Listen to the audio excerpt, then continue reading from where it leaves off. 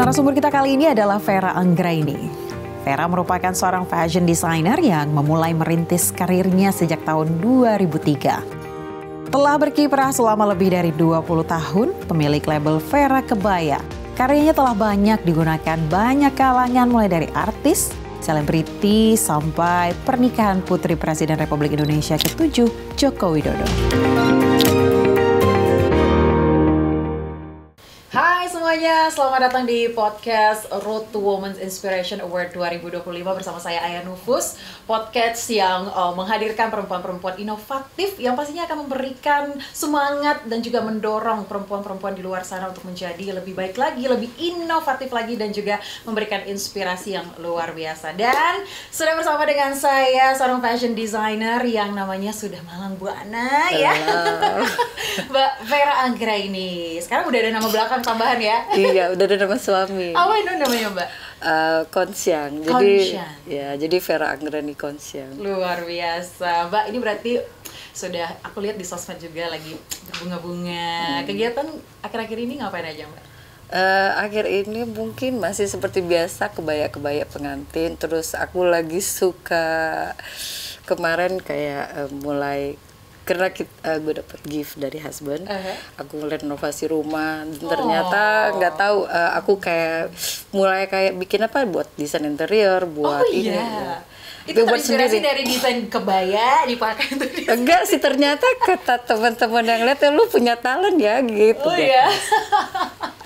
Tapi talent ya. Ini kan udah berapa tahun, Mbak? Udah menjadi seorang fashion designer? Fashion designer. Mungkin kalau start sendiri itu dari 2003, ya kan. Cuman baru ada nama pakai Vera Kebaya setelah ada sosial media Instagram. Nah, aku baru join itu 2011. Nah, itu baru ada nama, terus ya alhamdulillah banyak respon baik ya. Terus udah 20 tahunan lebih ya? Iya, 20. Dia 2003 start alone ya, gitu. Tadinya kan sebelumnya jadi karyawan dulu, belajar dulu dan lain-lain. Menarik. Boleh nggak Mbak diceritain dari awal? Kita cerita flashback dikit ya. Muncul seorang Vera Kebaya. Nanti kayak ini nggak kayak drama-drama dikit. Jangan nangis ya, Mbak. Perjalanan ini pasti luar biasa nih. Boleh nggak kita aja spill dulu tuh, katanya tadi sempat jadi karyawan dulu awalnya.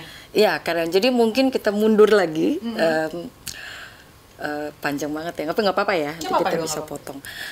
Aku tuh pertama kali ke Jakarta tahun 2000, jadi setelah selesai kuliah. Dan waktu itu selesai kuliah aku tuh dapat nilai bagus, alhamdulillah. Enggak, tapi waktu itu sempat tawarin jadi dosen. Oh gitu. Ya, karena cum laude, tapi di IKIP atau sekarang ya di Medan berarti ya. Di Medan. Ya. Jadi baru tahun, terus mereka tawarin jadi dosen, tapi saya berpikir mungkin aku pengen lebih bisa berekspresi kalau aku sendiri, lebih bisa berkreasi. Sampai akhirnya tahun 2000 dapat izin dari orang tua, gue merantau tapi ke Jakarta. Tapi dosennya kecewa nggak ditolong sama Mbak Vera? Enggak sih, karena mereka tahu aku orangnya tidak bisa stuck diam gitu, dan nggak suka yang monoton.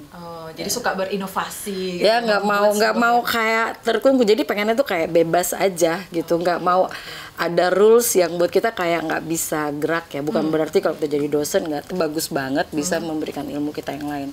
Tapi kayaknya buat aku pribadi, aku pengen lebih free menentukan apa yang aku mau gitu loh. Sampai akhirnya tahun 2000 aku diizinkan ke Jakarta, aku naik kapal laut. Naik kapal laut? Ya, 3 hari 2 malam. Terus uang sakuku hanya 750.000. Semuanya harus dihitung. Ya, diatur. Jadi tuh aku kumpulin uang, aku harus menyelesaikan jahitanku terakhir waktu di Medan. Jadi kayak drama dikit ya. Tapi aku pikir, oke, dengan uang segini gimana aku bisa struggle di Jakarta. Possible kalau aku alone. Alhamdulillah aku ada keluarga yang tante sama om aku terima buat aku tinggal di sana. Tapi ya kita namanya tinggal di rumah orang kan nggak bisa gimana-gimana. Aku harus ngitung gimana dengan uang ini aku bisa mencapai apa yang diinginkan. Jadi waktu itu memang ada keinginan ingin kerja di rumah mode, cuman kan kayaknya nggak mungkin langsung gitu, karena waktu pertama kali ngelamar ke Nelwan Anwar, mereka nggak bilang kita nggak ada terima lowongan. Tapi namanya anak Medan ya, Iya, anak merah, anak merah. Jadi kayak ngerasa kayak gini, apa, Mas, nggak apa-apa nggak digaji. Tapi gimana aku caranya bisa magang di sini? Sebentar, berarti awal mula kerja itu nggak digaji sama sekali? Nggak. Jadi aku tuh harus pikir, ini uang gue cuma segini nih, gue nggak digaji. Gue harus pikir, oke, buat transport gue cukup, makan gue kayaknya masih bisa diatur. Bisa diatur lah, Just cuman satu kali, atau gue nggak makan, atau gue Pernah nggak makan sama sekali? nggak.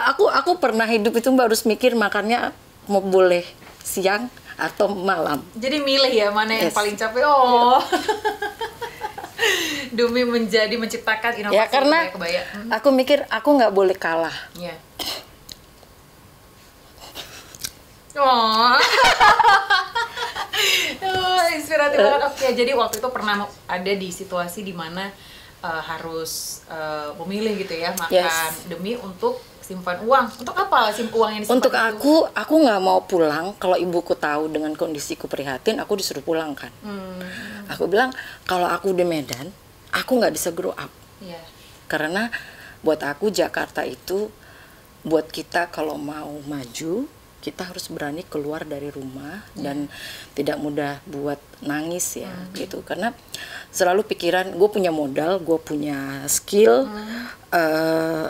dia kayak flow aja gitu loh. Jadi pokoknya ke Jakarta. Terus sampai akhirnya ada singkat cerita kerja di Nelwan. Dia nggak terima, terus magang. Finally dia magang 1 minggu, dia lihat aku terlalu agresif. Wah, jadi karena aku harus ngitung, aku harus agresif tuh aku ngitung uang aku cukup 1 bulan. Jadi aku kan orangnya agresif ya, karena harus pikir nih, gue cuma 30 hari nih. Hitungan saya bukan saya, tapi saya ingin belajar gimana sistem proses kerja. Oke, waktu universitas kita ada belajar basic tentang bisnis, tentang ini, tapi kan beda dengan kita melihat langsung. Kayak Mas Nelwan tuh sangat menginspirasi karena dia merekrut anak-anak tunarungu ini gitu ya. Terus dia memberi dan dia memberi, akhirnya saya ngerasa saya harus belajar sama yang bisa ngobrol kan gitu. Kan ada juga satu dia bisa ngobrol. Terus saya ngeliat teknik mote, teknik ini, terus sistem kerja dari mulai ini itu yang aku tuh agresif dan aku deketin. Mau belajar lah ya. Yes, karena mikirnya bukan kalau aku ingin punya suatu usaha, aku harus tahu seperti apa sih proses di dalam gitu loh. Karena kalau kita belajar kan cuma teori ya. Di lapangan kita nggak bisa lihat dan itu sangat mahal biayanya. Nah, singkat cerita, waktu udah seminggu kurang kali ya, 4 hari atau 5 hari, terus Mas Nelwan panggil saya, Vera, ke ruangan saya dong gitu, dia panggil. Ada apa nih gue, apa gue ketahuan agresif, terlalu ini, ke asisten, ke teman-teman gitu kan. Kalau kamu saya angkat jadi asisten saya, kamu mau nggak? Oh. Gue langsung, serius Mas? Gitu kan, gitu kayak happy banget. Terus tapi langsung dong pikiran anak-anak kita ekonomi kan. Terus salary-nya berapa Mas? Nanya gaji dulu karena kan aku hitung-hitungan dong, aku biar bisa jajan juga kan, bisa makan siang gitu kan. Dan jadi pasti pekerjaannya akan lebih banyak. Ya terus tapi memang aku jadi lebih bisa. Terus dia kasih nominal waktu itu first banget, Vera si gaji kamu 500.000. Hah, 500.000? Mas nggak cukup dong 500.000 gitu. Iya aku langsung gitu. Pokoknya nanti kamu tiap bulan saya naikin sambil saya lihat progres kerja kamu. Oke, deal, kita jalan gitu. Akhirnya yaudah aku jalanin lalalala sampai sekian bulan. Mentok tuh finansial gue cuman stok di 750. Lah nggak cukup dong. Gue tiap bulan masih waktu itu aku udah 6 bulan di Nelwan 9 bulan. Nah di rumahnya tante aku, karena aku pengen lebih deket ke tempat kerja, aku keluar dari rumah om setelah 6 bulan di sana. Aku keluar pengen lebih mandiri lah, biar tahu lebih rasanya susahnya gitu. Kerasnya Jakarta. Yes, terus kita harus bilang hidup ini pilihan. Kamu mau maju, kamu mau stuck, kamu itu kamu. Jadi jangan salahkan siapapun atau sekelilingmu, karena itu semua kamu yang menentukan hidupmu, gitu loh. Wow. Jadi di sini aku mikir, oke, uang gue cukup, kayaknya mulai tuh ada temen tante jahit gitu, gua nyimpen dong gitu. Oh jadi sambil side job juga gitu ya? Side job, jadi kan aku kalau malam itu pulang kerja kan jam 6 sampai rumah jam 7, jam setengah 8. Karena kan di Tebet Timur Dalam, rumah om aku di Rawamangun kan gitu. Jadi 2-3 kali naik bis ya gitu. Terus malam aku jahit, jadi aku malam itu bisa aku jahit jam 1 sampai jam 3 atau jam 4 pagi jahit. Cuman aku lama-lama tidurnya berapa jam tuh? Dikit lah. Dikit banget ya. Karena kan harus banget kerja gitu. Karena cuman waktu itu si tante mungkin nggak masalah karena jahit baju teman-teman dia atau apa. Terus lama-lama kan kayak guilty juga ya, walaupun ya thank you banget lah sama om tante ya. Om tante, terima kasih. Terus akhirnya aku pindah kos di Tebet. Nah, pindah kos di Tebet juga itu dramanya panjang banget kalau diceritain. Tapi alhamdulillah ketemu orang baik, anak-anak lagi main bola tuh. Lagi cari apa kak? Gue mau cari kos-kosan di mana? Oh ya kak, aku temenin. Dia main bola sama teman-temannya. Terus kita cari-cari karena kakak mau kosan kayak apa? Karena kan aku takut orang daerah ya. Pikiran dulu Jakarta itu pokoknya agak-agak. Jadi harus pikir pengen cari kos-kosan keluarga yang dari mana kos. Ya kak susah dibilang gitu ya, cari-cari door to door gitu. Dari pulang kerja jam 5 akhirnya jam 8 malam udah agak putus asa nih, aduh deh kayaknya nggak ketemu deh kos-kosannya, habis ada yang dimau full gitu kan. Karena aku nggak mau full kos-kos cowok cewek, nggak mau, jadi memang keluarga yang terima anak kos.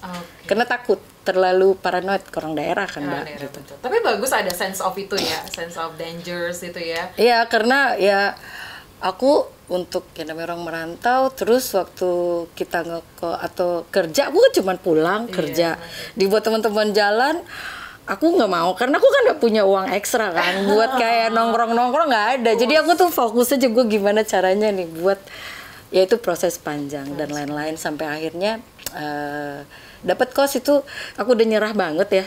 Ketemulah si mbak-mbak pulang kerja, gue tuh kayak mbak nanya dong, tahu nggak ada kos-kosan deket sini?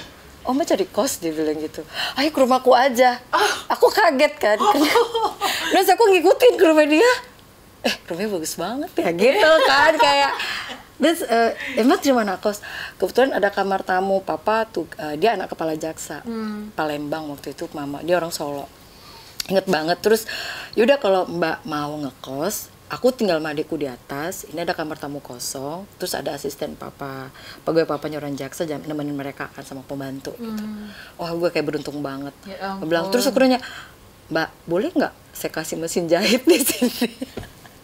Tapi sempat nanya itu ya? Iya dong, karena kan aku udah orientasi gue keluar dari rumah om, ya gue harus ngejahit dong, kalau nggak uang dari gaji mau dihitung pakai apa, gue nggak bisa makan, nggak cukup dong mbak. Betul. Jadi perjalanan untuk settle di Jakarta itu juga sebuah perjuangan yang luar biasa. Seberapa sering seorang Vera mendapatkan magical gitu ya, maksudnya momen-momen yang nggak terduga di tengah kepepetannya, susah. Ya waktu itu banyak banget ya. Sampai harus setiap bulan itu pasti hutang sama pembantu yang tempat aku ngekos minimum 50.000 deh. Gue bilang mbak, ntar gue masih gajian bentar lagi, minimum gue harus mikir nih, uang ini harus cukup buat gue makan soto mie atau gue makan gado-gado buat 1 hari. Gue harus pilih tuh tadi, pulang kerja atau jam istirahat atau aku nggak makan malam. Makanya badan gue dulu kecil kurus kan. Karena juga masih imut. Dia sekarang gede banget. Tapi aku pikir ya, this is life ya. Dan aku ngerasa kayak ada cerita buat siapapun. Buat kita harus berpikir jangan kita mengecilkan atau menganggap seseorang itu nothing. Kalau kita belum tahu, karena perjalanan masih panjang ya. Ya udah seperti itu sampai 7 bulan dan lain-lain. Terus always pikir, ada teman-teman aku yang kebetulan setelah saya di Nelwan, ada teman dari Medan, mereka kakak, saya bilang kakak, dulu dipanggil tante nggak mau karena mereka sebenarnya lebih tua dari saya. Mereka istri-istri pejabat yang dari Medan terus pindah tugas ke Jakarta. Finally mereka pengen jahit baju. Ya aku dapat klien tuh dari situ gitu. Jadi aku udah bikin jahit, tetap kerja tapi di luar itu aku jahit gitu. Jadi aku kayak disupport. Kalau nggak ada uang, kak jahitanmu udah kelar nih, boleh dibayar. Oh jadi bayarnya nanti jahit dulu baru bayar nanti. Iya, karena How aku you find the model? Iya, karena kan aku punya apa namanya, dari ada gaji kan, aku puter dong. Oh, gitu dong. Gitu. Tuh, jadi banyak yang penasaran gimana sih seorang Vera ini bisa. Tapi harus fair, harus fair. Satu, jangan cari klien atau kita invite klien dari tempat kita kerja. Gitu, maksudnya kayak sabotase klien, karena itu hal sangat yang nggak fair gitu ya, gitu, dan itu nggak baik. Betul. Jadi bisnis boleh, tapi jangan bikin bisnis merusak bisnis orang. Gitu. Gimana cara kamu bikin usaha kamu nggak menyakiti orang lain sih, gitu. Wah, luar biasa. Jadi kayak dengan begitu mungkin Tuhan always kasih kamu jalan. Ya ada aja solusi saat kamu kesulitan. Intinya nggak mudah menyerah ya. Luar biasa loh ini. Gitu, Mbak, ini ceritanya. tapi itu panjang banget deh. Ya, terima kasih sudah menjelaskan dengan sangat detail. Ya. Anak perantau ini ya kan. Tapi gimana sih akhirnya bisa memutuskan kayak oke, gue fokus di kebaya. Oke. Ya karena waktu itu dibilang fokus karena aku suka banget kebaya. Dulu pertama kali lihat orang pakai kebaya itu mamaku sendiri. Karena ibuku kan guru. Zaman dulu itu kan kalau guru tuh ngajar mesti ada sesekali dia pakai kebaya kerja gitu. Kalau sekarang batik ya. Batik ya. Kalau dulu mereka ada pakai kebaya. Nah, itu tuh yang kayak wah cantik ya pakai kebaya. Suka nyobain kebaya mama. Suka cobain sendiri. Ya tuh masih kecil terus dandan tuh, astaga ibuku sampai pusing lah ya gitu. Terus singkat cerita kenapa pilih kebaya? Buat aku kebaya itu mana ya? Cantik gitu loh Mbak. Terus setiap perempuan yang pakai itu kayak muncul karakternya, terus anggun, luwes, elegan, gak tahu ya. Dia punya kayak. Terus satu lagi buat saya itu simple. Simple. Yes. Penampilannya atau cara jahitnya? Jahitnya. Aku ngeliatnya kayaknya nggak ada simple-simpelnya ya Mbak. Susah kalau banget. kebaya ya. Jadi aku tuh pikir kalau gaun kan aku harus terlalu banyak pikir yang gimana. Kalau kebaya kan base cutting gimana nyaman, bagus, sesuai karakter. Tapi kita ekstranya mungkin di detail. Di detail. Terus gimana cara memilih desain atau kebaya yang cocok buat karakter seseorang biar baju yang simple itu kelihatan bagus gitu loh. Jadi bukan karena mewahnya ya, tapi saat orang mengenakan baju dan dia merasa nyaman, otomatis dia ngerasain inner beauty dia atau ngerasa wah gue cantik, gue pede. Nah itu sebenarnya membuat baju itu kelihatan bagus. Oh gitu. Jadi awal mulanya adalah karena memang suka. Terus lihat mama, gitu-gitulah. Ya. Dan simple gitu. Dan simple. Kayaknya baru Vera Anggraini yang bilang kalau kebaya itu adalah suatu hal yang simple, desain yang simple. Gimana orang pasti kayak susah gitu kan. Ya, sebenarnya simple. Makanya kan kalau dilihat mundur ke belakang orang zaman dulu kan ibu-ibu pakai kebaya, pakai kain gitu kan. Sebenarnya simple. Tapi elegan banget. Tapi yang paling buat saya penasaran juga ya. Gimana sih seorang kebaya designer itu bisa membuat kliennya, kita lihat foto-fotonya ini elegan banget, pas di badan. Wah, apa kuncinya? Apa rahasianya? Rahasianya apa ya? Kerja tuh dengan hati ya, gitu. Jadi dengan hati kamu tuh akan merasakan apa yang ingin kamu tuangkan, karena aku ngerasa happy kalau lihat orang cantik. Oh iya. Ya, jadi dengan kayak begitu aku akan berpikir ini apa yang cocok buat kamu, apa yang cocok dengan karakter kamu, apa yang membuat kamu confidence. Karena kadang-kadang ada orang first time pakai kebaya, dia ngerasa aduh nggak nyaman, nah itu. Jadi ada cara khusus nggak ketika klien datang terus bilang, saya nggak tahu mau gimana desainnya. Saya udah punya konsep, tapi saya nggak tahu. Ada apa yang membuat seorang Vera? Biasanya aku suka ngobrol. Aku suka ngobrol dulu. Jadi aku biasanya nggak to the point ya. Kalau sama klien itu dia cerita dulu.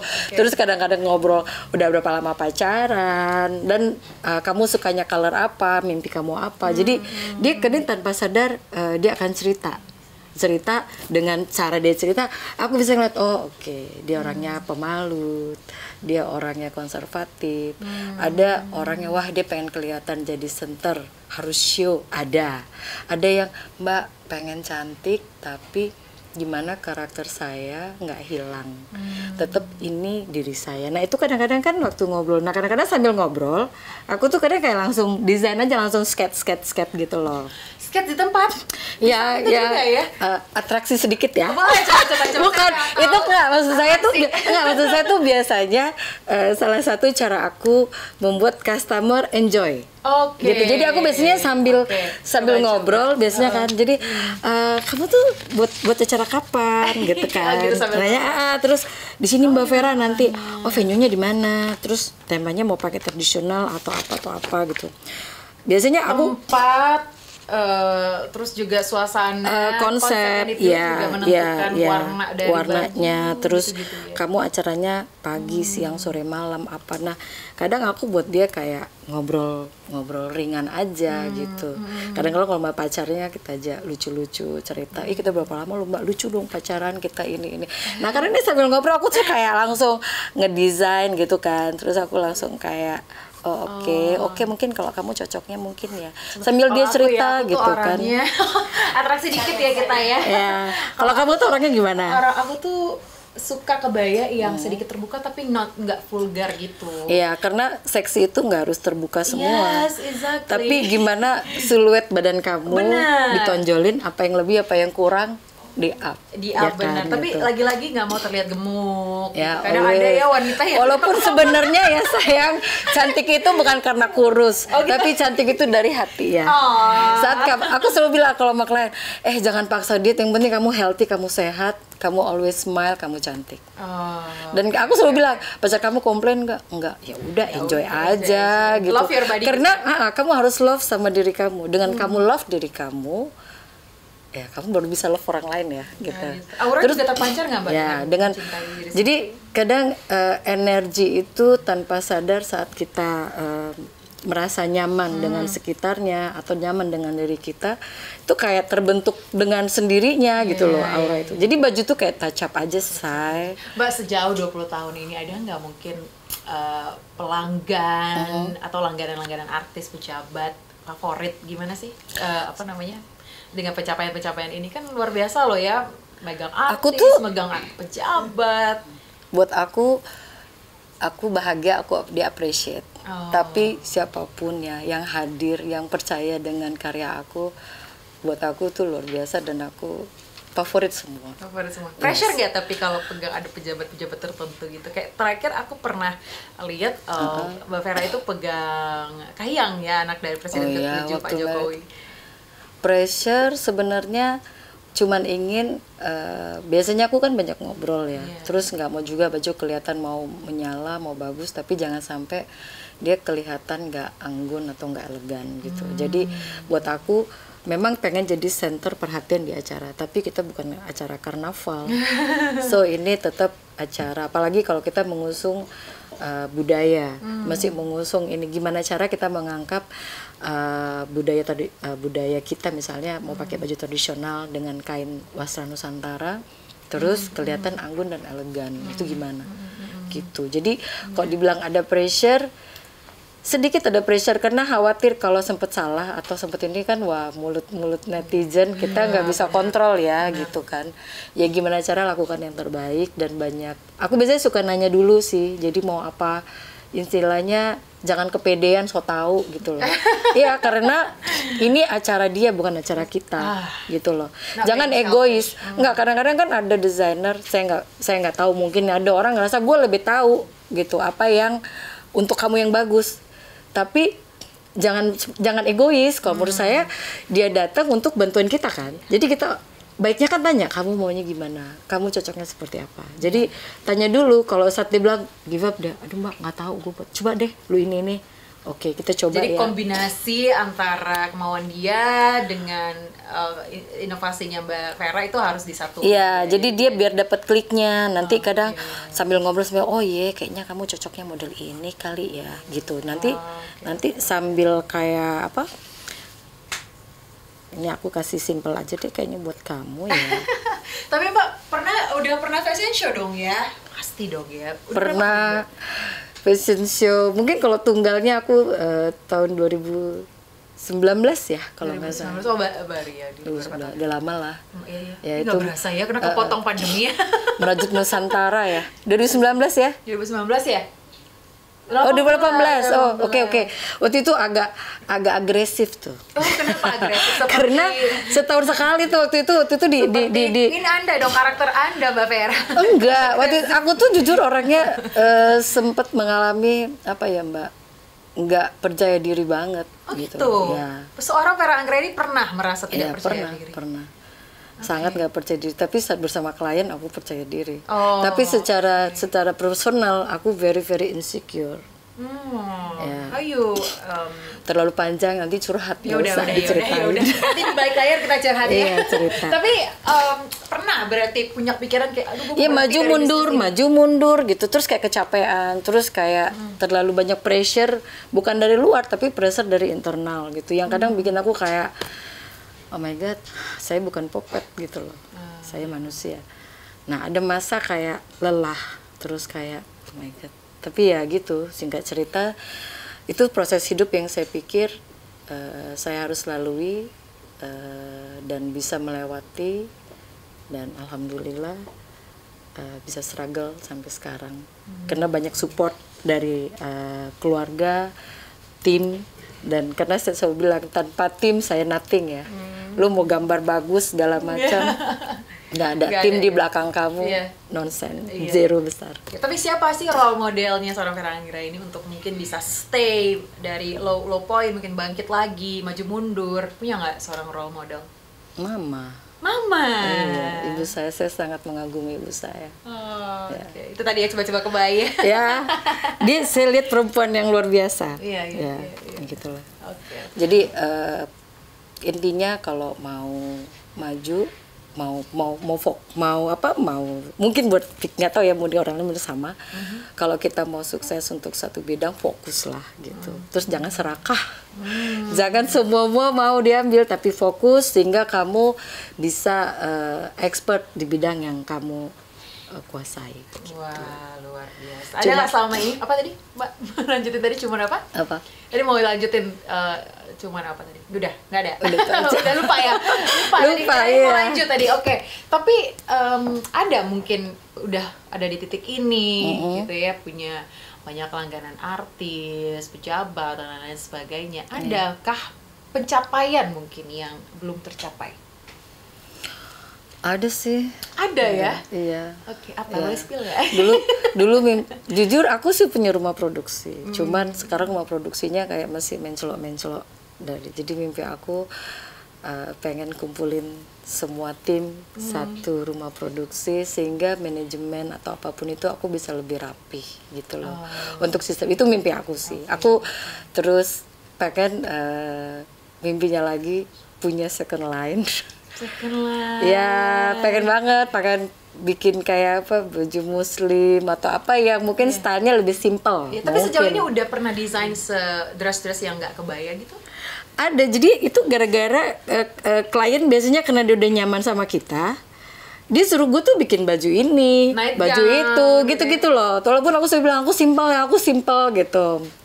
Tapi pikir-pikir, lucu juga ya, karena saya ngeliat juga sekarang orang yang berhijab banyak banget. Tapi aku nggak mau kebaya sih, tetap fashionable hijabers ya kita bilangnya. Ya lebih yang kayak gitu, pengen sih gitu supaya maksudnya kita bisa lebih bebas coba berkarya yang lain, tapi masih baju juga gitu. Tapi udah mulai sketch gitu? Sketch sebenarnya udah kayak tetap yang simple ya, karena setelah kan suka les kan. Jadi biasanya kayak klien itu suka bikin suruh karena udah pakai kebaya, terus akhirnya dia kayak Mbak buat acara ini, acara itu, ya kok jadi gue bikin baju muslim terus ya. Tapi kamu Mbak Vera ini apa ya, desainer yang mendengar apa kemauan dari klien, mendengar inspirasi mereka. Mereka pengen ini diikutin gitu ya, tipe yang open minded. Open mind, karena kita nggak boleh egois. Karena profesi kita kan gimana kita mensupport, memang kita menciptakan satu karya. Tapi gimana karya kita itu mereka bisa cintai. Kalau kita jangan egois dong gitu. Jadi bukan kita nggak punya apa ya standar, bukan. Tapi gimana orang nyaman gitu. Terus gimana kita menciptakan sesuatu itu bikin mereka apa ya Mbak? Confidence. Terus kayak oke, saya memang cocok sama Vera, saya ini itu gitulah. Gitu, jadi jangan egois lah. Iya. Baik. Oh iya, benar nih ada yang belum tersampaikan, aku lupa. Kemarin kan katanya baru nikah ya Mbak Vera ya. Katanya menjahit kebaya sendiri. Ya udah setahun yang lalu lah. Iya maksudnya. Waktu kapan ini yang nikah kapan? Ya katanya yang mana yang menjahit sendiri yang menjahit sendiri yang mana? Kalau yang pertama pasti jahit sendiri. Oke. Kalau yang pertama. Oh, ya. Karena saya udah 2 kali merit. Oke. Yang pertama jahit sendiri karena memang waktu itu aku masih jadi pegawai kan. Oke, kita cerita mundur tuh. Kalau tadi dari Nelwan, terus aku 9 bulan di Nelwan, aku pindah ke Ajinotonegoro. Oh, Mas Aji. Tadi kita belum cerita tuh, Itu sempat belum lewat ya. Jadi ada beberapa kali pindah-pindah tempat. 2 kali sih. Jadi abis dari Aji itu tahun 2000, tahun 2002 akhir aku resign. Gitu. Karena setelah merit, bagaimana cara aku bisa ngatur rumah tangga, terus aku coba sedikit-sedikit kayak membangun usaha sendiri gitu loh. Dan saat aku keluar dari Aji, kita cerita mundur aja nggak apa-apa ya? Nggak apa-apa dong. Jadi waktu udah keluar, kan sempet ex aku itu sempet komplain kan, gila kamu keluar gini-gini. Ya sempet, cuman gue pikir ya aku pikir ya aku sih pengen kayak bisa menentukan apa yang aku mau, terus aku bisa punya teman karena aku anak perantau kan nggak punya teman kan, temennya cuman pegawai aja kan. Udah gitu kan orangnya fokus juga ya. Iya aku kan nggak orangnya nggak anak gaul. Orang daerah, kalau orang daerah itu kan terlalu banyak takutnya gitu loh. Jadi kayak mindsetnya tuh ya aduh khawatir gitu ya. Tapi udah akhirnya dari Nelwan keluar terus ke Aji karena waktu itu Aji nggak ada asisten desainer. Waktu itu asisten dia Irwan, kalau nggak salah namanya Irwan ya gitu. Keluar terus aku masuk di situ tuh ketemu Aji, terus ketemu Ivan di ready to wear-nya Mas Aji, terus aku masuk ke kuturnya Mas Aji. Nah di situ sebenarnya kan desain apa aja, tapi waktu Mas Aji sering mau show kebaya, aku kayak diminta bikin desain kebaya. Di situ aku kayak tambah love gitu loh sama kebaya. Waktu di Nelwan kan memang kebaya, tapi dia cirinya saya beda. Dia pakai bordiran, serat-serat alam, jadi kayak serat nanas, serat ATBM Sutra gitu ya, dibordir. Waktu itu zaman masih yang wedding Tamara Geraldine, Maudy Kusnadi waktu itu, tapi gue masih jadi asisten waktu di Nelwan. Nah terus pindah ke Ajinotonegoro. Nah di situ mulai lebih fokus lah ya, belajarnya lebih banyak lagi. Gimana Mas Aji itu banyak banget kasih saya bisa langsung touch ke klien. Misalnya Mas Ajinya lagi sibuk, klien ada datang, klien disuruh konsultasi dulu sama aku mau belajar. Jadi aku kayak belajar juga belajar komunikasi karena kan kalau kita kuliah kan nggak belajar kan. Nah di Mas Aji itu gimana aku ngobrol sama klien, apalagi kan kliennya orang-orang high ya Mbak. Sementara pegawai masih nebajai itu kadang jujur ya di situ kita kayak belajar mental. Gimana kita harus berpikir, jangan lihat ekonomi kita, tapi lihat orang datang ke kamu karena kamu punya skill gitu. Jadi gimana kamu menciptakan confidence sehingga orang buat nanya sama kamu percaya nih apa yang kamu sarankan, kamu ini kan gitu. Karena harus pikir oke, dia punya uang, tapi saya yang bisa bikin kan gitu kan. Jadi kan adalah fashion designer merangkap psikolog.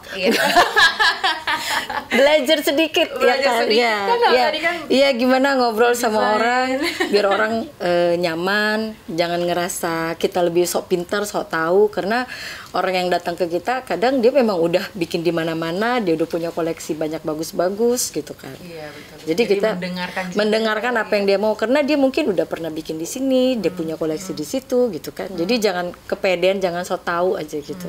Baik, ini luar biasa sekali. Nah, Mbak Vera, tentunya kita pengen tahu ya apa namanya harapan ke depannya. What's next from Vera Kebaya?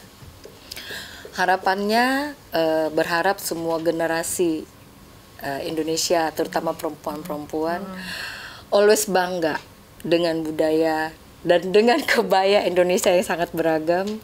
Itu sih, jadi tetap mau mengenakan untuk di event spesial apapun gitu loh. Dan sehari-hari juga ya kita pakai kebaya lucu ya. Dulu sih pakai kebaya, tapi sekarang buat tugas, buat kerja. Ya. Tapi lebih confident ketika punya kebaya itu, pakai kebaya itu. Ya enak sih. Cuman rasanya kalau everyday ya pengen juga sih coba baju lain ya. Kalau dulu sih ya suka pakai always. Tahun 2011, oke, start aku punya butik 2011 sampai 2019 always pakai kain. Oh, Vera berkain. Berkain. Always mungkin kalau kamu lihat foto-foto aku seperti yang Ada yang pakai kain ya, iya. ada yang pakai kebaya. Tapi 2020 aku ingin jadi diri aku yang lebih dinamis, lebih freedom dan semua harus jadi diri sendiri tanpa harus kita menciptakan image yang harus gimana-gimana supaya harus enggak. Jadi lebih kayak pengen lebih bebas berekspresi dan jangan khawatir asumsi-asumsi yang terkadang kamu sendiri yang ciptakan. Iya, betul. Terima kasih loh Mbak Vera. Semoga juga tadi rencana harapan second line-nya juga Second berjalan line, terus ya rumah produksi. lancar, rumah ya. produksi, banyak sekali harapan ke depannya ya, inovasi-inovasi ya. baru mungkin ke depannya. Dan semoga juga ini dapat menginspirasi ya perempuan-perempuan lainnya, jangan takut. Jangan takut untuk maju. Kedua, jangan selalu berpikir kita harus kaya dulu bisa buat usaha gitu loh. Jangan pikir tunggu banyak uang dulu, tapi dengan modal kecil, dengan modal keyakinan, kamu amanah, kamu baik, always mengafirmasi hal positif. Semoga Tuhan always ada buat bantu kamu. Luar biasa. Terima kasih Mbak Vera Anggreni atas waktunya di podcast kita. Sekali lagi tadi ya, semoga ini bermanfaat untuk perempuan-perempuan di luar sana, dapat memotivasi dan juga mendorong kalian semua, kita semua untuk menciptakan suatu hal yang mungkin bernilai untuk diri sendiri maupun bangsa dan negara. Dan teman-teman jangan lupa saksikan Woman Inspiration Award 2025 tanggal 29 April pukul 21.00 waktu Indonesia Barat hanya di iNews TV. Saya Aya Nufus pamit, terima kasih dan sampai jumpa. Bye.